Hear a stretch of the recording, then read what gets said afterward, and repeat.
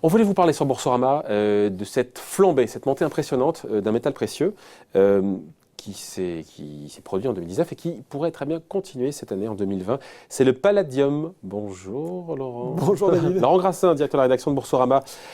Ôtez-moi d'un doute là. Bis repetita. Non mais il y a un an, on n'a pas parlé de ça. Oui, fin février 2019, on parlait effectivement déjà de la flambée du palladium, un métal blanc platinoïde de la famille des platinoïdes. Léger, principaux producteurs mondiaux, la Russie qui se tient la bourre avec l'Afrique du Sud. Près de 40% à des volumes chacun. Et effectivement, on était déjà alors à un pic à 1568 $ l'once précisément. Et maintenant, voilà. Comme vous l'avez dit, on a même touché les 2500 $ l'once. On est à 2500 $ l'once. Voilà, nouveau record. Plus cher que l'or. Plus cher que l'or. Nouveau record, effectivement. Sur 5 ans, la progression est carrément impressionnante.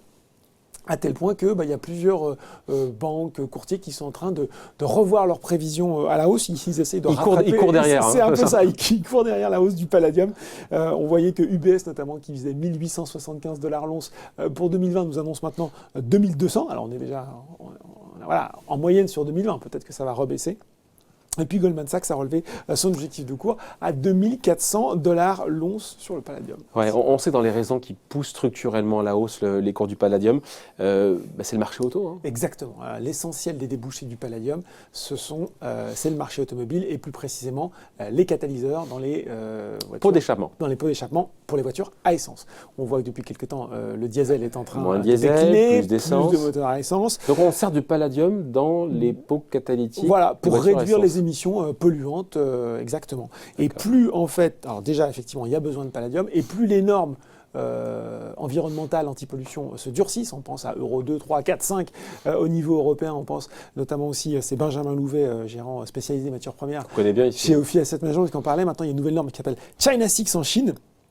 Et bien, ces normes toujours plus exigeantes requièrent... Pour qu'il y ait moins d'émissions de CO2. Toujours moins d'émissions de CO2. Requièrent de plus en plus de palladium. China 6, il expliquait que c'était entre 25 et 30% de palladium en plus dans les voitures concernées. Et on a aussi, on pourrait se dire, on va vers l'électrification et tout, mais les hybrides nécessitent également plus de palladium parce qu'on a des températures moteur et fumée inférieures. Donc, on aura aussi besoin pour ces voitures plus propres de plus de palladium. Donc, une demande automobile, alors même qu'on pourrait se dire qu'il y a eu une baisse, ou en tout cas une stagnation des volumes de vente automobile. Dans le monde, bien sûr. Voilà, exactement. Et parce que si le gâteau ne grossit pas, puisqu'il y a plus d'essence et plus d'hybrides. Exactement. Par contre, pour l'électrique, je ne suis pas un expert, il faudrait voir pour l'électrique si c'est...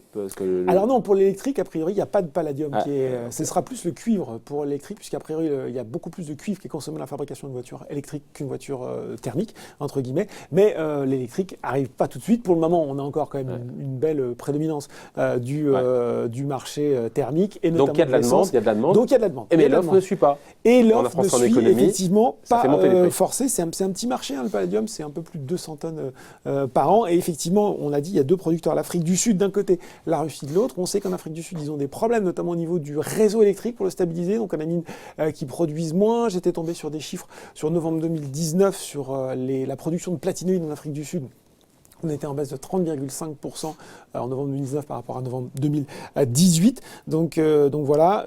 Et là aussi, c'est Benjamin Louvet qui disait qu'il y avait eu aussi un changement d'attitude de la Russie qui, à un moment, vendait ses stocks de palladium et qui a arrêté de le faire depuis 2016. Donc là aussi, moins d'offres. Il y a les stocks. Là aussi, difficile de savoir. C'est toujours assez compliqué de savoir où sont les stocks de palladium. Mais là aussi, les experts sont plus sur le fait qu'on est sur des niveaux de stock assez bas en ce moment. Ouais. Après, il y a le prix spot aujourd'hui, et puis après, il y a ce qu'on appelle aussi le prix à terme. Ouais. Qu'est-ce qu'on sait sur les prix à terme? C'est toujours un indicateur Alors, comme un autre. Effectivement, comme il y a cette véritable inquiétude sur la disponibilité et sur la disponibilité du métal, on a un phénomène qu'on appelle, alors c'est pas un album des Beatles, c'est la backwardation. Je me suis un peu... c'est dire qu'aujourd'hui, le prix au comptant est supérieur au prix à terme. Ah, c'est pas très positif, c'est-à-dire que les investisseurs, les marchés anticipent plutôt une baisse à terme du cours du palladium. C'est surtout qu'en ce moment, ils ont besoin de métal. Ils se demandent aussi s'ils vont réussir à trouver du métal sur le marché. Effectivement, on a aujourd'hui une... Et ils imaginent que l'offre va suivre dans les prochaines années, c'est ça en fait. L'offre de palladium, on trouvera plus de palladium dans les prochaines années. En fait, il y a plusieurs questions. C'est est-ce qu'on peut amener un substitut au palladium ? À court terme, c'est assez compliqué. On pourrait penser au platine, mais le platine est aussi lui-même un petit marché. Et donc, ce serait quand même très, très compliqué de le substituer. Enfin, on déplacerait le problème d'un métal sur l'autre. Il travaille également, UBS dit qu'il y a des travaux pour trouver des alternatives au palladium. Ouais. Mais lui ne voit pas effectivement de reprise. Je crois qu'UBS reste sur un marché déficitaire du palladium jusqu'en 2022, voire 2023.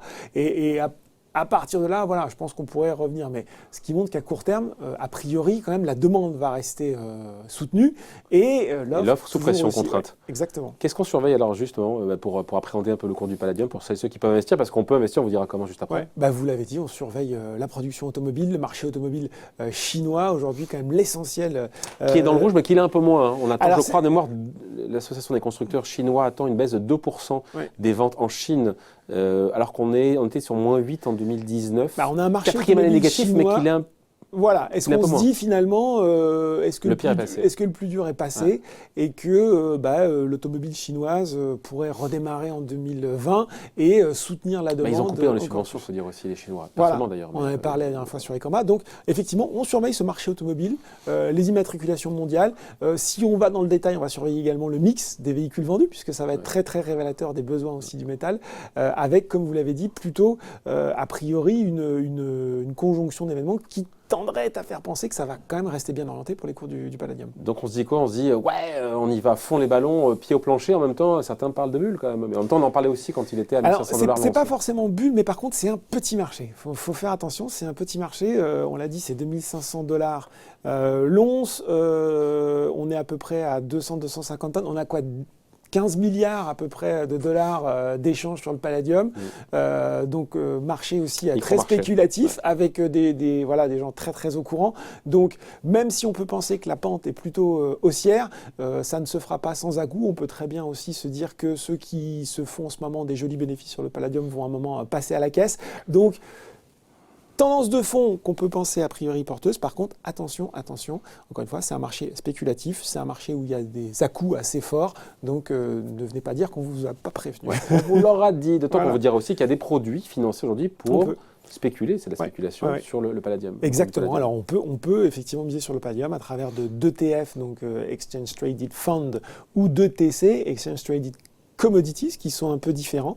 Mieux vaut choisir des produits qui sont adossés physiquement, donc vous le voyez, parce que souvent dans l'émission c'est physical palladium, donc un stock de palladium, et ça reste pour le particulier. Après, vous pouvez aller vers les valeurs minières, mais il faut trouver des groupes qui sont exposés plus ou moins de façon pure au platinoïde. Donc il faut. Les fournisseurs, qui sont les fournisseurs d'ETF qui font ça? Alors il y en a plusieurs. Il y a iShares apparemment. Vous pouvez trouver iShares, vous pouvez trouver Wisdom Tree aussi. Ouais.